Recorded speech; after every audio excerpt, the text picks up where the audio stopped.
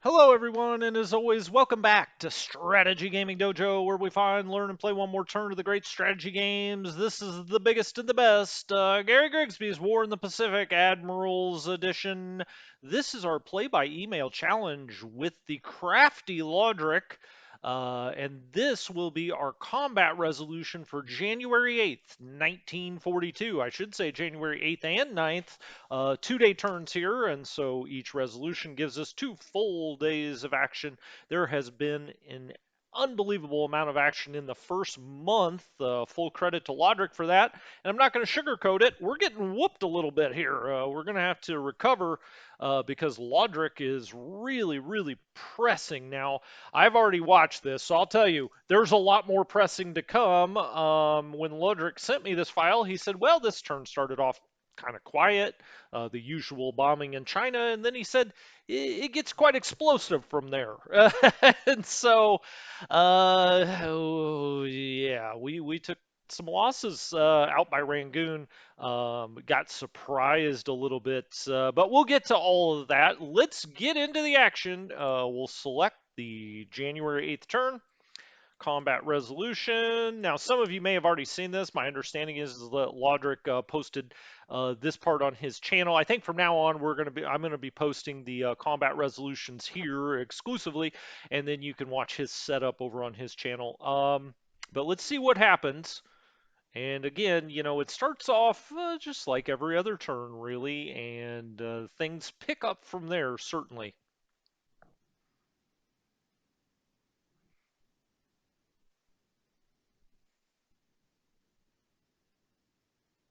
All right, we have some of our merging task forces, and I'm merging a lot of different things all over the map here, getting more and more escorts. As a matter of fact, I don't think I have any task forces out there with at least some anti-submarine escort with them. All right, he's going to bombard Davao here. So in Mindanao, southern Philippines, he's starting his approach. You can see we've got a lot of little bases out here in the Philippines. It takes a while for the Japanese player to get through them all. Now, usually we'd have men at Davao because usually a Japanese player gets down here earlier than Lodric has. He's decided to prioritize some other things. And on the northern part of this island is Cagayan. On the southern part is Davao. They're the two big bases on Mindanao. And it just, the Japanese player picks one or the other and starts going at it. Now you can see he's absolutely wrecked the base, but we don't really have anything there. And so he can pretty much walk in.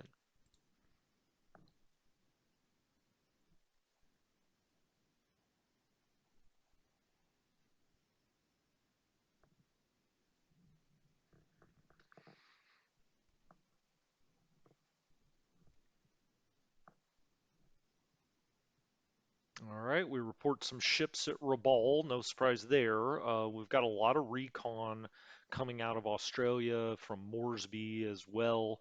And so to try to get an eye on where he's moving. Now, there's not a whole lot we can do about it. Okay, he's got a task force in on some PT boats that we still have out here at Porta Princesa. There was really nowhere to go with them. And so he is just we'll watch those all sync together. Well, he didn't get them all. Shell hits one and is sunk. Shell hits one and is sunk. He has two battleships, four destroyers out here in this group. They're going to try to get the hell out of here, of course.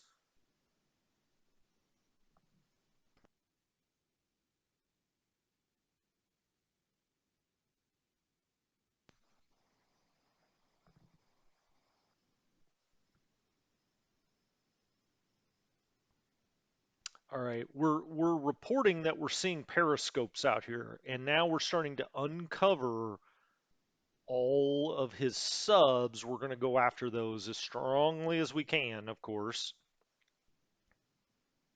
We've got a lot of destroyers at Pearl Harbor, and so hopefully we can cut into his fleet a little bit. All right, this is a Japanese sweep over Changsha. 10 zeros. We had no planes up in the air. And then he's doing a secondary sweep over Changsha, just seeing if we have any cap up that he can try to knock out of the air. We're estimating they're flying up at 21,000 feet. Now, down here it says 16,000 feet. So when they were coming in, we thought they were coming in a little higher. Now he's going to bomb this group that's out here in Malaysia that's just got no chance. Now, we did damage two Nells here. I would honestly say he's probably better off not even bombing these guys anymore. They don't have a whole lot left. He's just, potentially losing some planes that he doesn't need to lose. 54 Betty's in. Now, we had this group that originally started up here at Apari one way or another. It's made it down here kind of behind the main Japanese force, and we retook this base, but it's not going to last long. I mean, they don't have much left, and you can see he gets a really good bombing turn here. 221 casualties on that group. Now they're not strong enough to actually do anything. I just had nothing better to do with them than bring them back down the island. And they did retake that base for a turn anyway. Now he's bombing outside of Loyang and Cheng Chao. This is a group I had step out of here because he had such a large force at Nanyang. I actually wanted to get down here and try to block his supply path coming into Nanyang. He has just bombed the absolute living crud out of this group the minute they came out of their shells here. Three damaged planes, 93 casualties. All right, and here's another group that we have coming kind of around this Nanyang area. Now, this is a big group. They've got like a 1,500 assault value. We take 15 casualties, damage one plane there. All right, the same group behind Chen Chao and Loyang. He bombs them again. 21 casualties, one damage plane. Now, this is the group that's been, it's very slow. It got kicked out of Kukong. It's just been getting bombed and bombed and bombed. It takes 93 casualties there. I can tell you, I did bring Flying Tigers into the area here. We're going to try to, we got to watch it because he's sweeping with the Zeros, right? And the Zeros and the Flying Tigers are actually a pretty good matchup at this point in the war, but we've got a hell of a lot less of the Flying Tigers than he has Zeros, so he can just throw them in there. Um, and so we got to watch where we run our cap. All right, 6 Tojos in there. Now, these poor gents that have been trying to make it back to Yan'an for a very long time, they take 50 more casualties with two damaged planes. Sally's in on that group in Malaysia. He takes no damages that time, 7 casualties for us. And another 24 Sallies show up to try to finish off the job. 10 casualties, one damaged plane. This group has also just gotten bombed just unmercifully up here. Um, he gets 3 damaged planes. We took 266 casualties up here. These guys aren't even moving anymore. I just finally said, screw it. I'm just going to set them down right here because they've just gotten bombed so much they're barely a fighting force anymore. But he's still hitting away there. 13 Sonias, and on this group down in southeast China that's just gotten bombed and bombed and bombed all over. Now I have this group all set up. This is actually a strong force, 1,500 I think on the Av. We take 93 casualties on this part that I'm also going to have consolidate in there, I think, as well. These same guys that pop their head up get bombed again. 9 casualties there. All right, 13 Idas in on this group, 26 casualties. Now he's bombing a group trying to get back up to Cyan. We've got to watch it. We just can't afford to lose Cyan really. And he's got that massive force at Nanyang. I'm trying to get around him and cut off his supply. Hasn't seemed to work so far. 7 Sonia's in on that. They get no joy.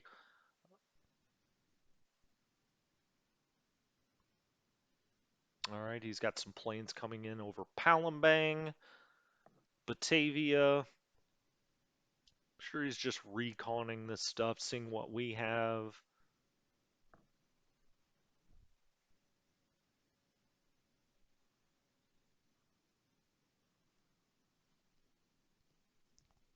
All right, we're seeing more periscopes out there.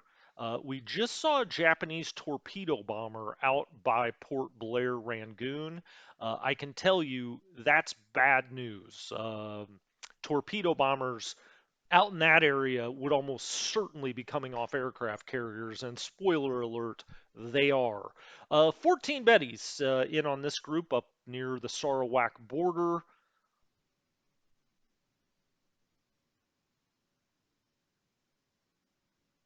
13 Lilies in here to southeastern China. Anns and Sallies in on this group. One Sally damage, 50 casualties there.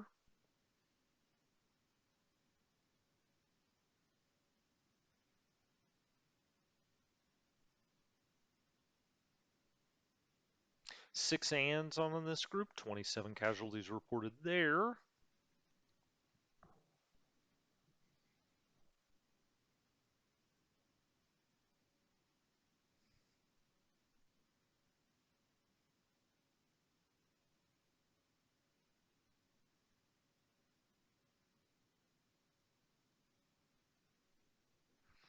A lot of sightings. We've seen, quite a few bombing runs as well, but he's reconning out over all of this to see what looks enticing. And sometimes the commanders can just call off, potential bombing runs if they don't like the numbers, they don't like the weather. That's many times kind of the tactical decisions are AI decisions or commander. They look at your commander, how aggressive he is, just how good of a commander in general he is, and then make the decision whether to go. You can see his submarine net out there, and we're going to be going full bore after that because if we could cripple 5 or 6 Japanese subs, that'd be really, really helpful. All right, so now it's just the forts going up in size. So that really is it for January 8th. Like Lodrick said, pretty quiet day in the war. Probably the quietest day so far. We had some PT boats, a couple that went down, but other than that, really not a whole lot. We had bombing in China. I guess we had the bombardment in Mindanao down at Davao. Uh, but now you can see we're going to be getting our stuff in. We got a new light cruiser over in Mombasa. We've also got a bunch of cargo ships coming in.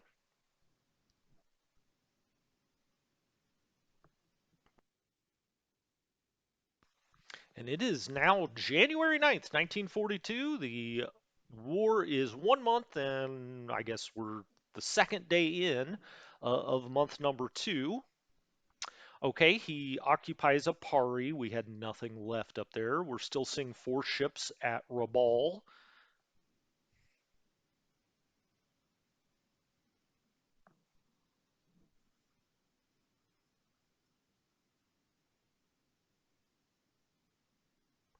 Okay, there's a submarine out here, and we've got our KVs, Corvettes, but they're kind of they're a British.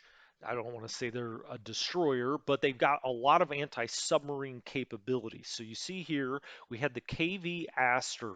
So usually they have a 4 anti-sub, which is, better than the 2 that most of the American ships have. So we've got the KV Aster up here, and there were a big number of AKLs, so little 1 point or 2 point cargo ships that I had sent over to Rangoon. Now, the good news is they got into Rangoon and dropped off about 20,000 tons of supply, which we really, really needed. We were not able to locate that sub, nothing happened there, but then all hell breaks loose. All right, now here's the battle. It appears he's got 2 cruisers. We've got, I believe, 3 cruisers. Mm, we've got a number of light cruisers, and we've also, I think, got a KV in here as well. And when this battle kicks off, when I first saw this, I thought, excellent. This looks pretty, yeah, and you can see our cruiser, the Exeter, is firing on his cruiser. What is that? It's hard to read, Suzuya. And so you can see, you know, the cannonballs flying across the ocean as the Exeter. Now the Colombo opens fire. This is at 1,000 yards. I mean, that is pretty close. And you can see we've got a hit in on his cruiser, and we're going after it. Um, he's firing back, and there, did he get a hit there? Yep, belt armor penetration. He has hit the Columbo. So we've hit his cruiser, he's hit our light cruiser in this battle so far, but it looks like the Columbo's in bad shape. That's a very heavy fire. Now the Caledon wants to get going here. It's firing. Okay. You can see what ship is firing and which ship it's firing on. These are actually quite fun to watch once you're used to them, and you can kind of, go back and forth. And of course, down here you can see the Caledon just got hit by a torpedo. So now it's two light cruisers that have been hit. He's had one cruiser hit. Now this looks terrible. That looks like that ship will certainly go down. This one may be a little more manageable. I don't know. Light cruiser Enterprise. Now this is a bigger light cruiser model. You can tell. You can see the model of the ship is just bigger. Um, and we are again firing on the Suzuya, which is now damaged. I mean, we've got wounded prey out there, and so we're going after it. But now the Enterprise, it appears, has been hit as well. Now, just looking at these odds at the start, I really thought, oh, how nice. We've really caught him out here. And this was actually what I was hoping would happen, is that our surface fleet would catch a smaller detachment of his surface fleet, and you can see now the Enterprise is really billowing smoke. We got a belt armor hit. We may just see this thing go straight down to the bottom, but we've now got three light cruisers. Now, normally you'd say, well, shit, I don't know. You would probably say maybe we would trade three light cruisers for one heavy cruiser. But it really makes it a lot closer. This would kind of be a draw maybe at this point. Now, I don't remember exactly how this ends up, and we don't have to sit here and watch every shell fire. You can also speed this up. You can escape through here, and we can start to see now. You can really you can't watch that, but you can see what's getting hit, what's getting hurt, and it looks like we opened up on the other cruiser, and sure enough, we did. So we got two hits in on the Makuma. Shell hits two, it's on fire. The Suzuya, we got 10 shell hits on. So we didn't hit any of the destroyers, but I mean, if you were going to pick the two ships to hit, we hit them, right? What did we lose? Well, I mean, he gave as good as he got, certainly. Now, this trade-off, again, I don't know. You could kind of make up different numbers here. I would say rule of thumb, maybe two light cruisers, two and a half light cruisers is worth a cruiser, maybe, if you were going to do a trade like that. We have heavy damage on the Enterprise, okay? The Dauntless got hit, but it's just on fire. And now we see, two shell hits. It's very possible that that Makuma is not going to go down. I think the Suzuya with 10 likely goes down. But for our, it's fog of war, so we don't know exactly. The Glasgow got hit by a torpedo. Heavy fires, heavy damage. When you see heavy fires, it's probably going down. The Caledon straight up got sunk. And so, you can see here torpedo hits, very lethal. The Cape Town was the only one of our ships that escaped with nothing here. The Jasmine and the Time looks like they will both go down too. Now this happened at night out here, right? Yeah, this was in the middle of the night, 53% moonlight. So we got very, very close in. Look, if he lost those two cruisers, it's debatable. We may say, okay, that's fine. But honestly, it's either sort of a draw or worse for us. This did not go nearly as well as we would have hoped, given the matchup. Given the matchup. Now we only have one cruiser. He had two cruisers, but we had a lot of light cruisers. And those light cruisers just did not stand up to the cruisers well. Now we got hits on both of them, but as you'll see here in a moment, it doesn't really matter what we had left because now that same task force goes after these transports. Now, what's going on here? Well, I still had leftover transports that were sitting at Rangoon, and I thought, well, what better time to get them out of Rangoon than when I've got a nice big surface fleet sitting off of Rangoon here? Let's get them. Now, these these troop transports were completely empty. There were no troops on them. But that being said, they were pretty high value ships. A couple, I think these two are 18-point ships, and these three or four are like 12-point ships. This was a big haul for him. Um, do we get any other hits in on him? Does it matter? Not really. Both of these ships are on fire, which is probably a good indication that there's a chance they may go down. I mean, when they're on fire, right? That's better than not being on fire. But if you look here, we lose just AP after AP, and I'm just kicking myself. I should have sent him out quite a bit earlier, but he scared me off with having ships up in this area, so I sent the surface fleet over with the cargo ships, and then I thought I'll take the transports back. Well, it turns out all hell broke loose here in what's infamously been called the Battle of Port Blair. It maybe would get me relieved of my admiralship of the with the British Navy, because we just absolutely get wrecked in here when you add in the transports. Now, if both of his cruisers go down, uh, I don't know. Well, there goes the Glasgow. The Glasgow's down too. So I think we've pretty much lost all of the light cruisers. Um, if both of those cruisers go down, maybe you call it, not terrible. It's certainly not good, though. It's certainly not good. A lot of, like I said, this game has had so more action than I've had, sometimes in the full first year of the war before. And again, that's all credit to Lodric. As I always say, you never play a logistics game with a German engineer. And I've already spoiled it. It gets worse out there. He's got an aircraft carrier. So, I mean, nothing out here is making it out alive, pretty much. This is that same task force. Now he's caught up with two of the ships that were trying to get out of here. Let's see. I don't remember the exact ending of this battle. All right, so he's all over. He's got two cruisers. We've got one cruiser and a light cruiser. Oh, we did get a destroyer hit there. Okay, okay. This actually worked out pretty well for us. This little mini battle. Now our cruiser took 6 shell hits, but it's not to the bottom of the ocean yet. The Cape Town, the light cruiser, is on fire, but we got an additional 13 shell hits on this cruiser and 3 on this. Nice. Okay. Now it looks like we also got a destroyer in here. With heavy fires, heavy damage, and we got another shell hit on another destroyer. We'll certainly take that cruiser and light cruiser against two even if damaged, and 4 destroyers. Much better chance that these go down now.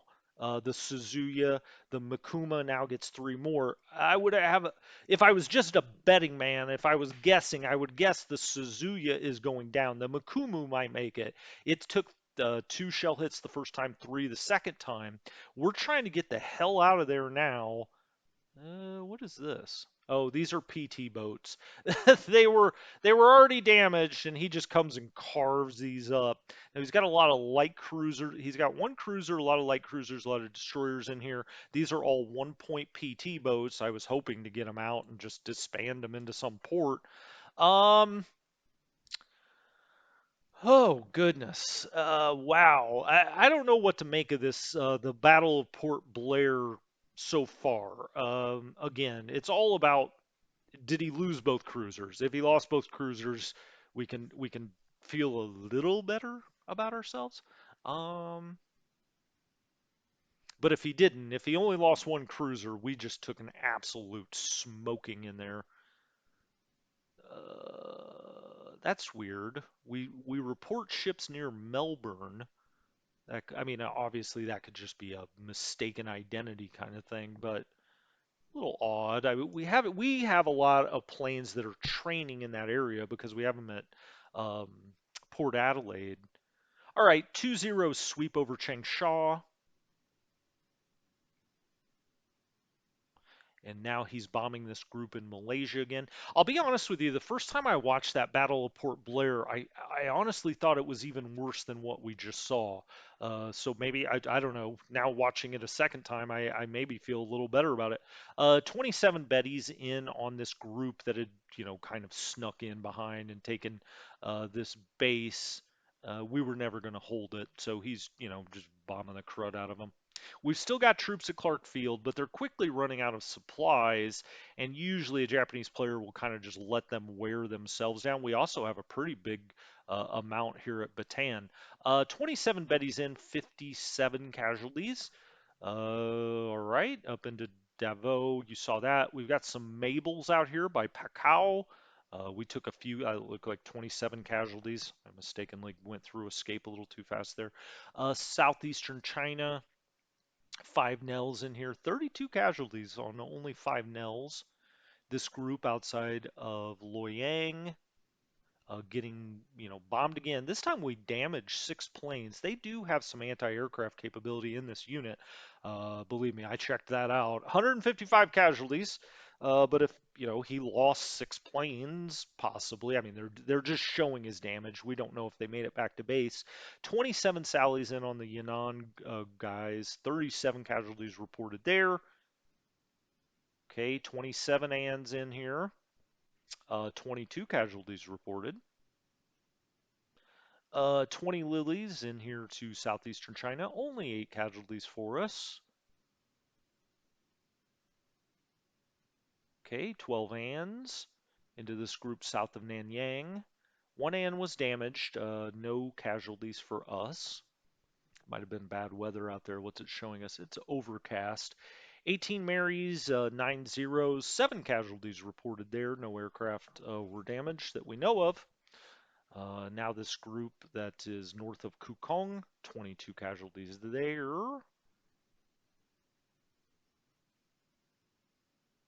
I'm certainly glad I got the Hermes out of there. I almost had the Hermes stick around out there by Port Blair. That would have been a real disaster. 21 Idas, 8 Lilies. We took 16 casualties. All right, 6 Tojos in here. Well, I guess the aircraft carrier doesn't show up this turn, so I've spoiled the next combat resolution that I've already watched myself. 36 Anns, 27 Sallies, 2 damaged planes, 36 casualties. Again, the results of that all depend on whether those bombers actually make it back to base. Probably the vast majority of them do, but if some, fall as operational losses or whatnot, then 26, 25, 22 casualties, not a big deal. 72 casualties, a little bit bigger deal, but this is that group out in Malaysia again. 1 damaged Sally. All right, these guys that have made the long journey north from Pautau, it looks like we damaged 3 planes there. We seem to be damaging a lot more of his planes. I have no idea whether they're going down or not, but I'm heartened by the fact we seem to be getting more AA in the air. 52 casualties on that bombing run. All right, 6 more Anns here, 7 casualties.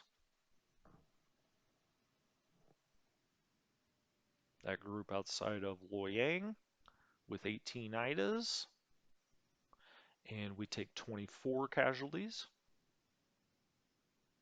Southeastern China.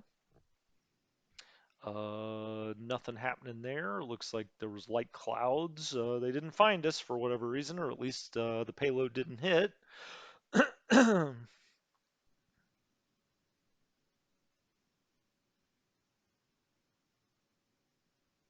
All right, 10 Zeros doing a sweep over Changsha. At 16,000 feet, they find nothing. No cap up over Changsha right now. Yeah, we've got other ships, obviously. There's the KV Jasmine that goes down as we lose some anti-sub capability out by Colombo. We keep seeing planes somewhere around Pearl Harbor. I don't know if we're just spotting our own plane. I mean, we've got a lot of planes flying in and around Pearl Harbor. Um, Every time, though, it makes me kind of sit up and say, wait a minute, hold on. Now you see Japanese aircraft were over Great Nicobar. That was it was portending things to come. 15 Nels coming in to bomb this ground unit. 28 casualties. That was the group that got kicked out of Tarakan.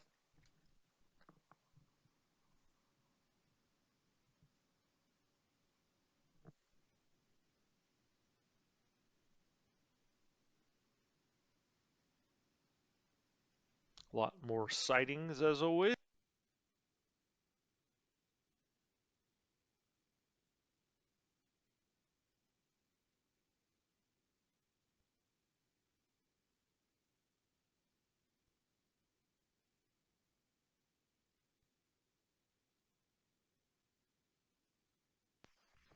All right, that looks like, well, we may have some land combat. We'll see. I can't remember. The Seawolf is going to go down out here. This is another, and the Plunger goes down as well. We had two submarines in there that had tried to get out of Manila. Well, they got out, but they didn't get very far. I mean, they had just made it to down here. They were totally crippled. All right, he's unloading on one of the islands out here, just south of Mindanao.